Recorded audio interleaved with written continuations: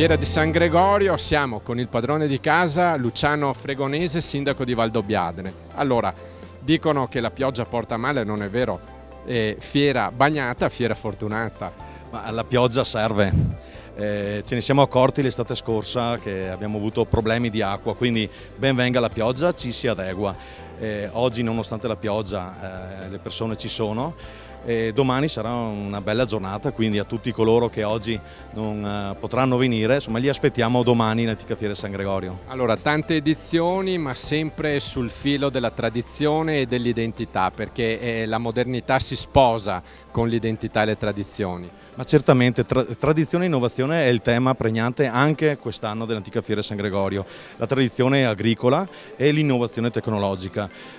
Qui a Valdobbiadene abbiamo dato il via 10 anni fa alle piccole produzioni locali che sono diventate una realtà importantissima a livello regionale e che nelle altre regioni adesso ci stanno copiando. Quest'anno abbiamo dato il via, grazie all'azienda sanitaria ULSS 2 della Marca Trevigiana, a una sburocratizzazione per le piccole e micro imprese alimentari per far sì che possano continuare a lavorare in sicurezza, certamente, ma in una maniera più semplice e autocertificata.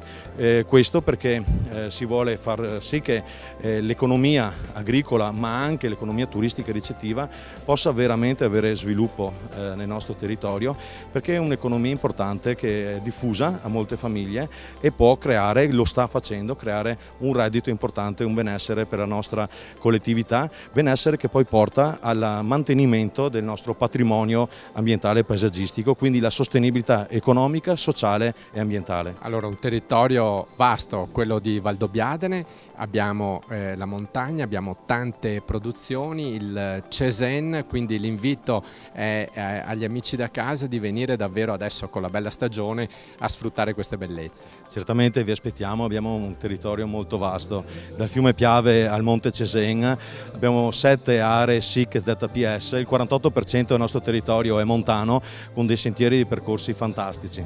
Grazie a Luciano Fregonese, sindaco di Valdobbiadene.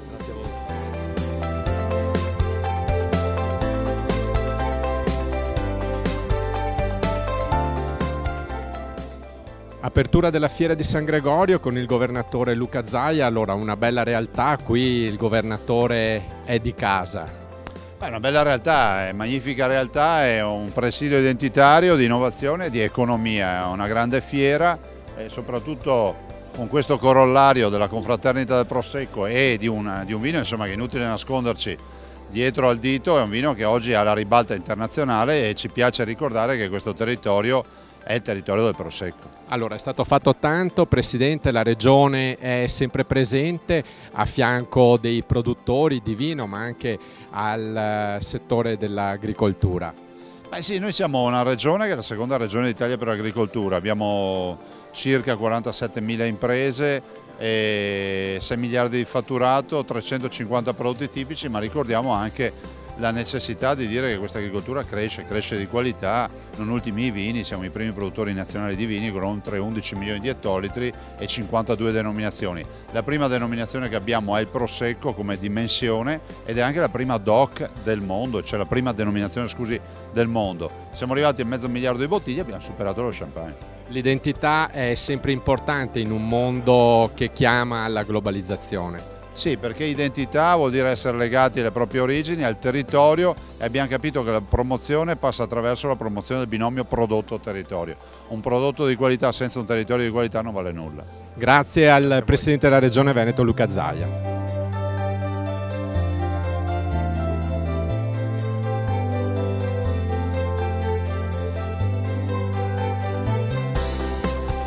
Grazie al governatore Luca Zaia. Allora, al volo con Pierantonio Geronazzo, vice sindaco di Valdobbiadene. Allora, una grande tradizione, quella della Fiera di San Gregorio, con un aspetto importante, il focus sulle piccole produzioni, sulla valorizzazione davvero delle produzioni locali.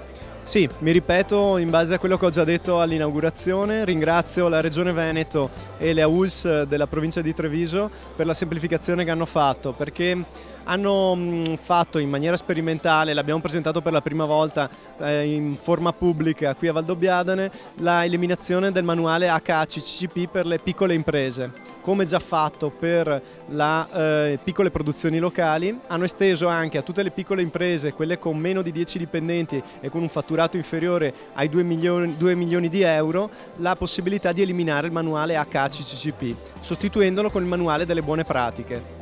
Allora, il governatore Zaia nel suo intervento ha posto l'accento sul fatto basta grandi strutture per la ricezione, rivalutiamo e riutilizziamo quelle che ci sono, creiamo il cosiddetto albergo diffuso. È un punto del nostro programma elettorale che stiamo portando avanti e con cui avevamo già avuto dei contatti con la Regione Veneto e siamo felici che il governatore si stia muovendo in questa direzione.